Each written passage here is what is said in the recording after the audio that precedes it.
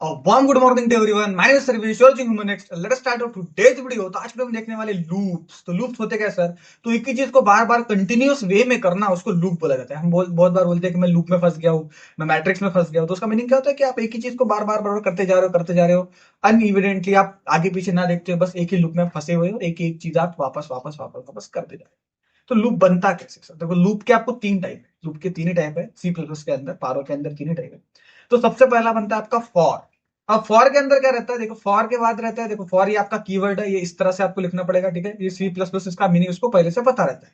उसके बाद लिखते हैं दो सर्कुलर ब्रैकेट्स। और सर्कुलर ब्रैकेट्स के अंदर देखो क्या क्या लिखना है। सबसे पहले स्टार्टिंग पोजीशन, ठीक है, कि फॉर स्टार्ट कहां से होगा। उसके बाद स्टॉप मतलब एंडिंग पोजीशन, कि कहां पे जाके इसको रुकना है, ठीक है। तो पहले स्टार्ट, फिर स्टॉप, और उसके बाद में देखो आईएनसी डीईसी लिखा है, मतलब इंक्रीमेंट एंड डिक्रीमेंट। इंक्रीमेंट का मीनिंग होता है इंक्रीमेंट मतलब बढ़ते बढ़ते जाना, और डिक्रीमेंट होता है डिक्रीज होते हुए जाना, ठीक है। तो इंक्रीमेंट मतलब इंक्रीज, डिक्रीमेंट मतलब डिक्रीज। तो देखो यहाँ पे स्टार्ट लिखा है, स्टॉप लिखा है, और कितने से इंक्रीमेंट करना है स्टार्ट से लेकर स्टॉप के बीच में, ठीक है। समझ रहे हैं? जैसे अभी अपना समझो 1 से 10 मुझे ये करना था। स्टार्टिंग पोजीशन 1 है, एंडिंग पोजीशन 10 है। तो 1 से 10 तक जाने के लिए मुझे कैसे स्टेप लेने पड़ेंगे? अगर डायरेक्टली जैसा तो 1 से 10, तो ऐसे नहीं जाएंगे। तो क्या करेंगे अपन? क्या करेंगे? One step. तो इंक्रीमेंट +1 अगर मैं लू, इंक्रीमेंट अगर मेरा +1 है, मतलब क्या होगा? 1+1 होगा 2, फिर 2+1 होगा 3, फिर 3+1 होगा 4। तो ऐसे +1 1 1 1 करते करते क्या करेगा वो? 10 तक जाएगा। और सभी वैल्यूज क्या होंगी फॉर के अंदर जो है आपके प्रिंट होते हुए आएंगे, 1 2 3 4 5 6 7 8 9 एंड 10।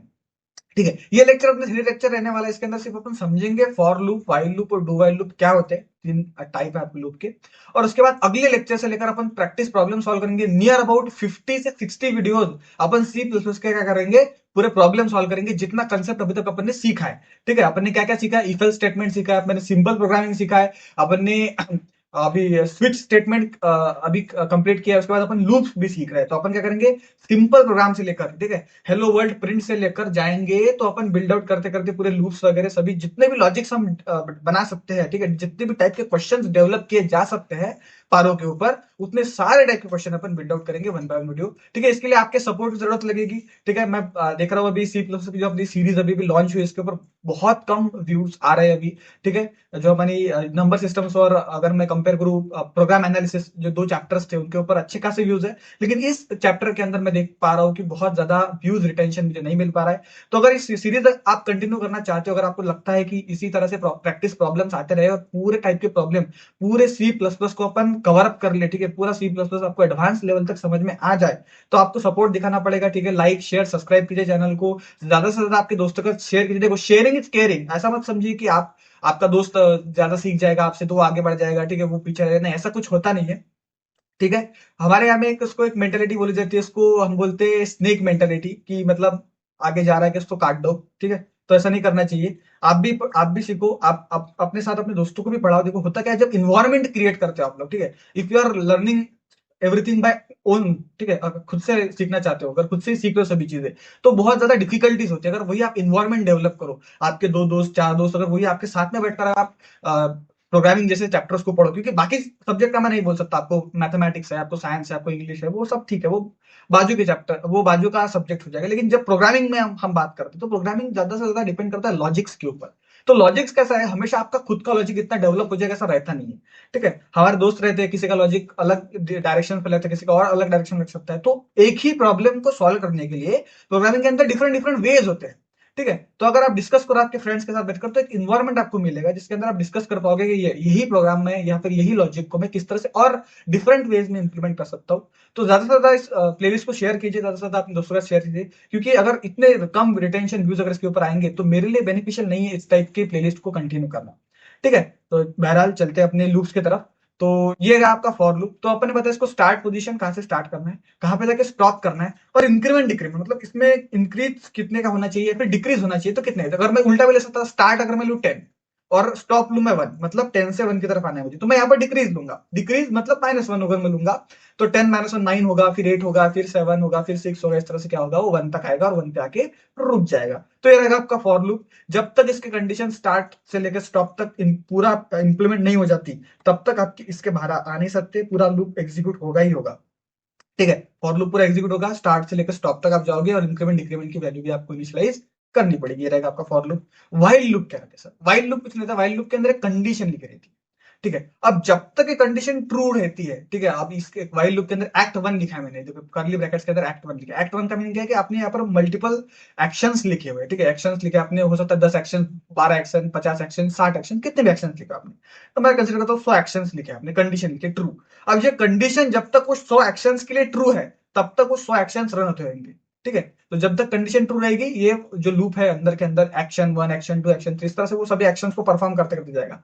जैसे ही कोई एक्शन फॉल्स हुई, ठीक है, ये कंडीशन से मैच नहीं हो रही एक्शन, वो कंडीशन को उसने फॉल्स कर दिया, तो जैसे ही एक्शन कंडीशन को उसने फॉल्स कर दिया, एक्शन ने कंडीशन को, आप बाहर आ जाओगे। एक्शन टू जो है बाय डिफॉल्ट जो रहता है, अपन डिफॉल्ट अपन ने सीखा था अभी स्विच के अंदर, तो इस तरह से डिफॉल्ट लिखेंगे अपन इसके अंदर भी, वाइल के अंदर, मतलब वहां पर डिफॉल्ट कीवर्ड यूज नहीं होगा, लेकिन एक प्रोग्राम लिखेंगे नीचे कि ठीक है, अगर वाइल एक्शन, वाइल का जो परफॉर्मेंस है वो पूरा हो जाए, उसके बाद में क्या प्रिंट करवाना है, तो उसके लिए अपन क्या करेंगे, एक्शन टू बाय डिफॉल्टली लिख लेंगे। तो वाइल का क्या रहेगा, देखो फॉर में देखा अपन, फॉर में क्या रहेगा, आपका starting position, stop position, increment decrement, ये तीनों चीज आपको बतानी पड़ेगी, ठीक है। मतलब फॉर के अंदर अपने को पता है कि स्टार्ट कहां से होगा, एंड कहां पे होगा, लेकिन वही on the other hand while के अंदर ऐसा नहीं है। वाइल के अंदर जब तक कंडीशन ट्रू रहेगी, तो मल्टीपल जो जितने भी स्टेटमेंट्स आप लिखोगे अंदर, उतनी कंडीशंस वो लिखते जाएगा, लिखते जाएगा, लिखते जाएगा, ठीक है। वहां पर कोई लिमिट नहीं है कि आपको एक नई कंडीशन नहीं।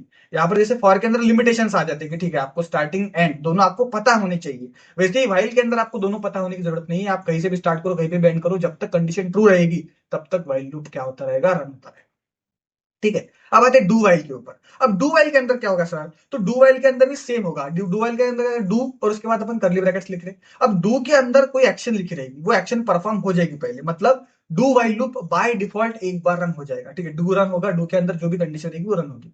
अब वो जो कंडीशन रन हो गई, उसको फिर वो चेक करेगा वाइल, ठीक है, डू वाइल लूप बोला जाता है इसको। तो डू में आपने कंडीशन लिखी, कंडीशन रन हो गई, अब नीचे आ गया वाइल।